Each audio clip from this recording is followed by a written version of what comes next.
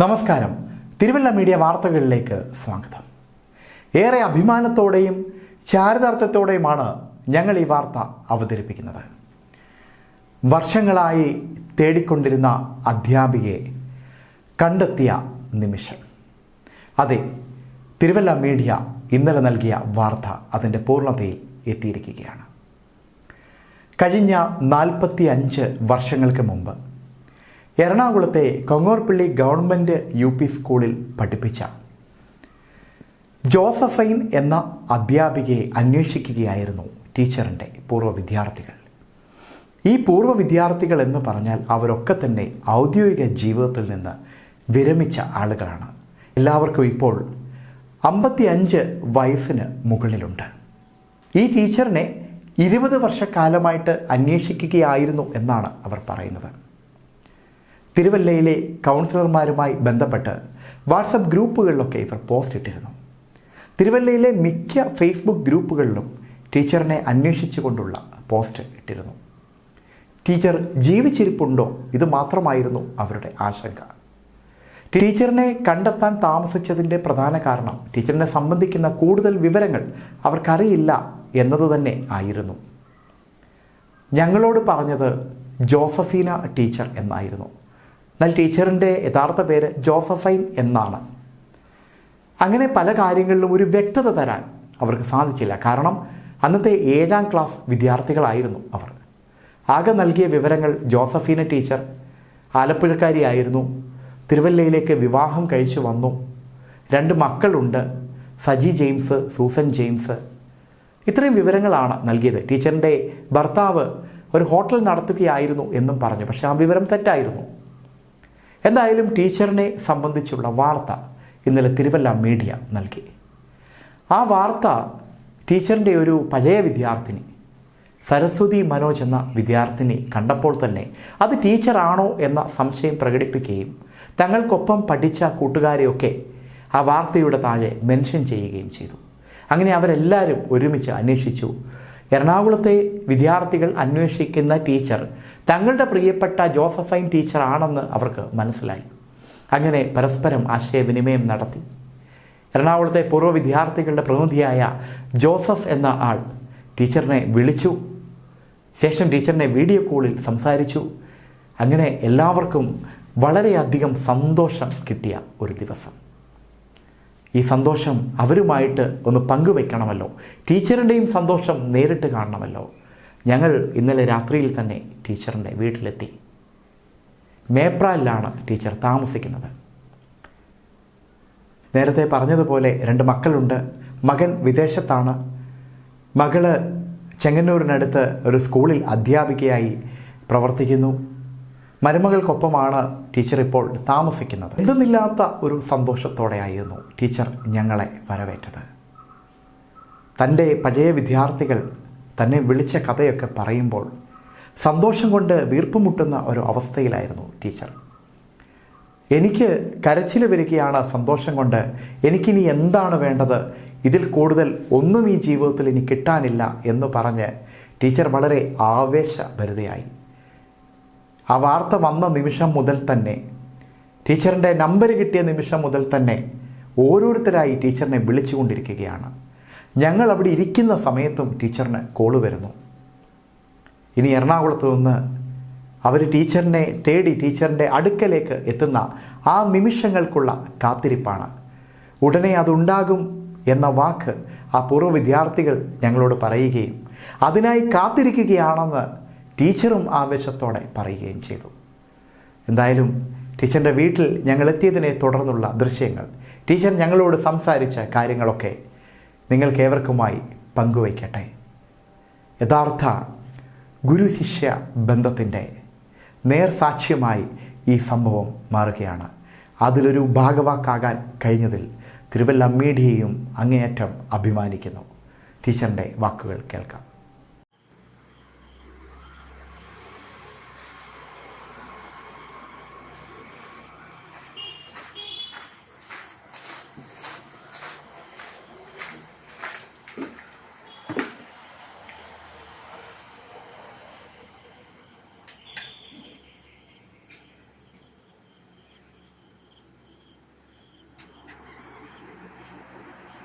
Josephina teacher. അതെ അതെ അതെ, മനസ്സിലായി മനസ്സിലായി. വീഡിയോ കണ്ടായിരുന്നു.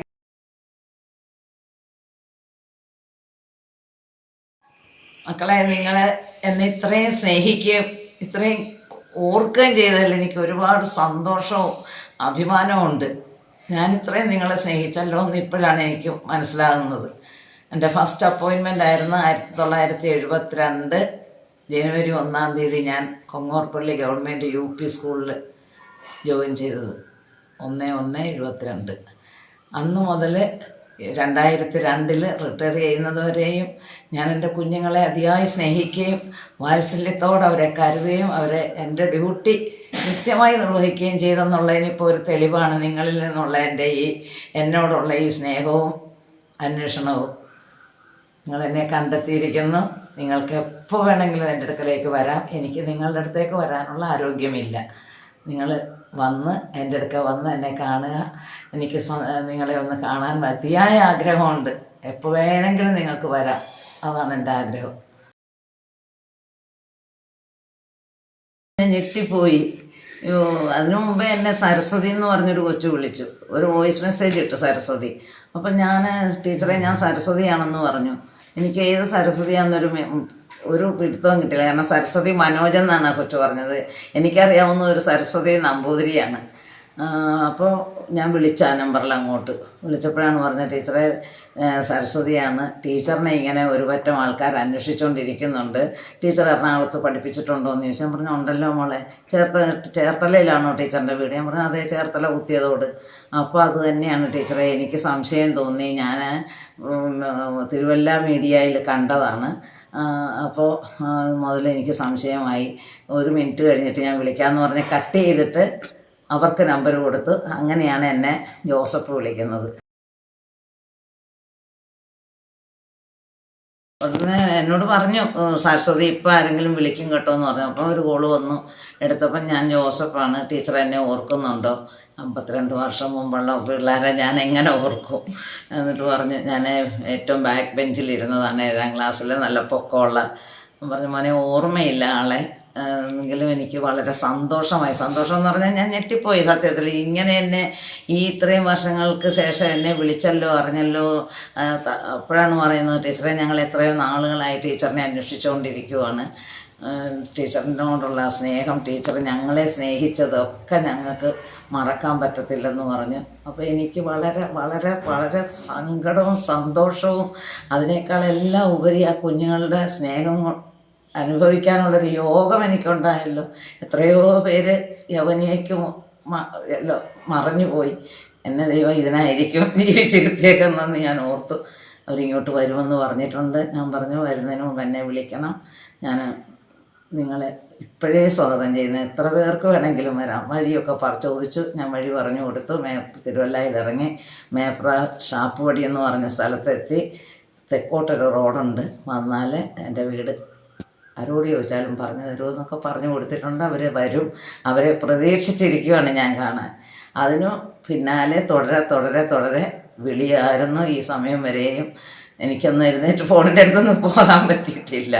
കാരണം ഓരോരുത്തർ വിളിച്ചുകൊണ്ടിരിക്കുകയാണ് പിള്ളേർ. അതിൻ്റെ ഇടയ്ക്കൊരു കുഞ്ഞുമേരി വിളിച്ചു. കുഞ്ഞുമേരി എന്തെടുക്കുമെന്ന് ചോദിച്ചപ്പോൾ ഞാൻ സിസ്റ്ററാണ്, കാക്കനാട് കോൺവെൻറ്റിലെ സിസ്റ്ററാണെന്ന് പറഞ്ഞു. അപ്പം അങ്ങനെയും ഒരു ഭാഗ്യം. കാരണം എൻ്റെ പഠിപ്പിച്ചൊരു കൊച്ചു സിസ്റ്ററായി, പിള്ളേരെല്ലാം നല്ല നിലയിലായി, അവർക്ക് സന്തോഷമായി. അവരുടെ സ്നേഹം, ഞാൻ ആ പഴയ ഇതിലേക്ക് പോയി. വർഷങ്ങൾക്ക് മുമ്പുള്ള ആ കൊങ്ങോർപ്പള്ളിയിലേക്ക് എൻ്റെ ജീവിതം. ഞാൻ എത്ര വീടുകളിൽ മാറി മാറി താമസിച്ചു. എൻ്റെ കുഞ്ഞുങ്ങളെ 2 പേരെ വളർത്തി തന്നത് ആ നാട്ടുകാരാണെന്ന് പറയാം. അത്ര സ്നേഹമായിരുന്നു ആ നാട്ടുകാർക്ക് എന്നോട്. എന്നെ അവിടെ താമസിക്കാൻ ഒരുപാട് നിർബന്ധിച്ചു. ഒരു 5 സെൻറ്റ് സ്ഥലം മേടിച്ച് ടീച്ചറെ ഇവിടെ ഒരു വീട് വെച്ച് ഇവിടെ തന്നെ താമസിച്ച് പോകരുതെന്ന് പറഞ്ഞു. പക്ഷേ എനിക്ക് പോരാതിരിക്കാൻ പറ്റില്ലല്ലോ. തിരുവല്ലയിൽ അവരുടെ ജന്മനാട് വിട്ടിട്ട് എൻ്റെ കൂടെ പോരാൻ ഹസ്ബൻഡൊന്നും തയ്യാറല്ലായിരുന്നു. കണ്ണ് നിറയുവാണ് സന്തോഷമാണ്. ഞാൻ പറഞ്ഞില്ലേ, സന്തോഷവും അതിനേക്കാൾ അപ്പുറം എനിക്ക് സന്തോഷത്തിൻ്റെ പറയാറുണ്ടല്ലോ ആനന്ദാശ്രുക്കളെന്ന് എന്ന് പറഞ്ഞ മാതിരി ഞാൻ കണ്ണ് നിറഞ്ഞെനിക്ക് അവരോട് സംസാരിച്ചപ്പോൾ തന്നെ ഞാൻ കരഞ്ഞുപോയി. അത്രയ്ക്ക് സ്നേഹമുള്ള കുഞ്ഞുങ്ങൾ അവരെല്ലാം. ഇന്ന് ഒരു മോള് വിളിച്ചിട്ട് പിന്നെ പേര് പറഞ്ഞു, അറബിയുണ്ട് നല്ലതായിട്ട്. ടീച്ചറെ ഞാൻ അമ്മൂമ്മയായി കേട്ടോ എന്ന് പറഞ്ഞു. ടീച്ചറോ ഞാൻ പറഞ്ഞു ഞാൻ അമ്മൂമ്മ എന്നേ ആയി. എൻ്റെ മോളുടെ മോൻ UK-ൽ, മോൻ്റെ മോള് കോലഞ്ചേരി മെഡിക്കൽ കോളേജിൽ പഠിക്കുന്നു. ഇളയ മോള് 10ാം ക്ലാസ്സിൽ ഇപ്പോൾ എഴുതുന്നു. അങ്ങനെ ഞാൻ വലിയ അമ്മൂമ്മയായി മോളെ എന്ന് പറഞ്ഞു. ഗ്ലാഡിസ് എന്ന് പറഞ്ഞ കൊച്ചു വിളിച്ചു. അതുപോലെ തന്നെ ഇപ്പം എന്നെ പിന്നെ ഒരു മോൻ വിളിച്ചു, പേരൊക്കെ ഞാൻ മറന്നു പോകുന്നില്ല. പിള്ളേരെല്ലാവരും വിളിച്ചുകൊണ്ടിരിക്കുവാണ് ഓരോരുത്തർ. പക്ഷെ അവരെ ഒന്നും എനിക്ക് ഓർമ്മയില്ല. മുഖം കണ്ടാൽ പോലും ഇനി ഓർക്കത്തില്ല. കാരണം അവരൊക്കെ വലിയ ആളുകളായിപ്പോയില്ലേ. ഞാൻ പഠിപ്പിച്ചത് കൊച്ചു പിള്ളേരെയല്ലേ. അന്നേ ഞാൻ അവരോട് പറയുമായിരുന്നു, നിങ്ങൾ മാറ്റം വരും, നിങ്ങളെ കണ്ടാൽ ഞങ്ങളറിയത്തില്ല, പക്ഷേ ഞങ്ങൾക്ക് ഇനി വലിയ മാറ്റമൊന്നും വരികയില്ല. എവിടെ വെച്ച് എപ്പോൾ നിങ്ങൾ കണ്ടാലും ടീച്ചറെ ഒന്ന് വിളിക്കണം കേട്ടോ എന്ന് പഠിപ്പിക്കുന്ന കാലത്ത് ഞാൻ പിള്ളേരോട് പറയുമായിരുന്നു. പക്ഷേ ഇന്ന് അതെനിക്ക് അനുഭവത്തിൽ വന്നപ്പോൾ ഞാൻ ഓർക്കുകയാണ്, ഞാൻ പറഞ്ഞത് എത്ര അനർത്ഥമായി തീർന്നു. കുഞ്ഞുങ്ങൾ എന്നെ വിളിച്ചല്ലോ, എന്നോട് അവർ ഇത്രയും സ്നേഹം പ്രകടിപ്പിക്കുന്നല്ലോ എന്ന് ഓർത്ത് എനിക്ക് വളരെയേറെ സന്തോഷമായി. ഞാൻ അവിടുന്ന് വന്ന് ഇവിടെ പെരിങ്ങര ഗേൾസ് ഹൈസ്കൂളിലായിരുന്നു. ആ കുഞ്ഞുങ്ങളും എന്നെ കാണാൻ ഇടയ്ക്ക് വരും. അവരെ കണ്ടപ്പോൾ എനിക്ക് തിരിച്ചറിയാൻ പറ്റിയില്ല, കാരണം അവരൊക്കെ വലുതായിപ്പോയി. എന്നെ ചേർത്തല കുത്തിയതോട് നിന്ന് വിവാഹം കഴിച്ച് തിരുവല്ല മേപ്രാൽ എന്ന് പറഞ്ഞ സ്ഥലത്ത് അമ്പലത്തുംപറമ്പെന്ന് പറയുന്ന വീട്ടിലേക്കാണ് വന്നത് ഞാൻ. എനിക്ക് ലേറ്റായിട്ടാണ് ഒരു മോനുണ്ടായത്. അത് കൊങ്ങോർപ്പള്ളിയിൽ ചെന്നതിന് ശേഷമാണ്. 71 കല്യാണം കഴിഞ്ഞു, 75 എനിക്ക് മോനുണ്ടായത്. കൊങ്ങോർപ്പള്ളിയിലാണ് എൻ്റെ മക്കൾ. അത് കഴിഞ്ഞ് ഉടനെ ഒരു മോളും ഉണ്ടായി, സജീഷ് ജെയിംസും സൂസൻ ജെയിംസും. രണ്ടുപേരും പഠിച്ചത് ആദ്യം അവർ പഠിച്ചത് കൊങ്ങോർപ്പള്ളി സ്കൂളിലാണ്. അവിടെ നിന്ന് 3ാം ക്ലാസ്സിലും 2ാം ക്ലാസ്സിലും മക്കളായപ്പോൾ എനിക്ക് ട്രാൻസ്ഫർ കിട്ടി. ഞാൻ ഇങ്ങോട്ട് അതും അവിടെ നിന്ന് ട്രാൻസ്ഫർ കിട്ടിയത് അന്ന് DD ആയിരുന്ന ഒരു മാഡം ഞങ്ങളുടെ സ്കൂളിൽ ഇൻസ്പെക്ഷന് വന്നപ്പം ഞാൻ ഈ 2 മക്കളെയും കൊണ്ട് നടക്കുന്നത് മാഡം കാണുവാനും, മാഡത്തിന് അന്ന് ഭക്ഷണം ഒരുക്കി കൊണ്ട് കൊടുത്തത് ഞാനാണ്. ഉച്ചക്കാലത്ത് എല്ലാം വിളമ്പി കൊടുത്തപ്പോൾ ഞങ്ങളുടെ HM അന്ന് പോൾ സാറ് പറഞ്ഞ് ടീച്ചർ തിരുവല്ലക്കാരിയാണ്. ആ മാഡവും തിരുവല്ലക്കാരിയായിരുന്നു.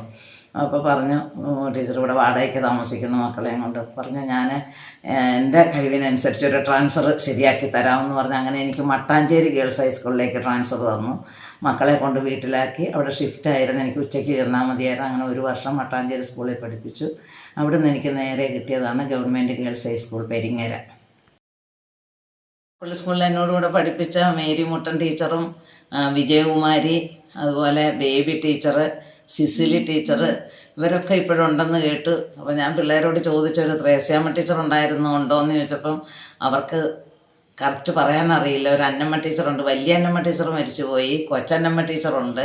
അന്നമ്മ ടീച്ചറിൻ്റെ ഹസ്ബൻഡ് മരിച്ചുപോയി എന്ന് പറഞ്ഞപ്പോൾ ഞാൻ ചോദിച്ചു, ഗില്ലിയല്ലേ? ആ ടീച്ചറിന് നല്ല ഓർമ്മയാണല്ലോ, ഗില്ലി തന്നെ, ഗില്ലി മരിച്ചുപോയി. പിന്നെ ഒരു ആനി ടീച്ചർ ഉണ്ട്. അങ്ങനെ എൻ്റെ കൂടെ സാറുമാർ, കൃഷ്ണൻ സാറ്, ശിവാനന്ദ സാറ്, അവരൊക്കെ മരിച്ചുപോയി. അബൂബക്കർ സാറ് മാത്രമേ ഇപ്പോൾ ഉള്ളെന്ന് പറഞ്ഞു. അബൂബക്കർ സാറിനെ കാണാൻ എനിക്ക് വലിയ ആഗ്രഹമുണ്ട്. കാരണം സാർ എൻ്റെ കുത്തിയതോട്ടിലെ വീട്ടിൽ വന്നിട്ടുണ്ട്. എൻ്റെ ആങ്ങളുടെ ഒരു മോൾ ആക്സിഡൻറ്റിൽ മരിച്ചപ്പം അവരാണ് എന്നെ വീട്ടിൽ കൊണ്ടുവന്നതും കാണിച്ചതും ഒക്കെ. അങ്ങനെ മറക്കാൻ പറ്റാത്ത ഓർമ്മകൾ. ഇന്ന് ഞാൻ കൊങ്ങോർപ്പള്ളിയിലേക്ക് തിരിച്ചു പോയൊരു ദിവസമാണ്. വളരെ സന്തോഷം അനുഭവിച്ചു. അതായത് ആ ഓർമ്മകളെല്ലാം എനിക്കിന്ന് തിരികെ കിട്ടിയ ഒരു ദിവസമാണ്. ഞാൻ ആദ്യം മുതൽ അവിടുന്ന് പോരുന്നത് വരെയുള്ള എല്ലാ ഓർമ്മകളും എനിക്കിന്ന് തിരിച്ചു കിട്ടി.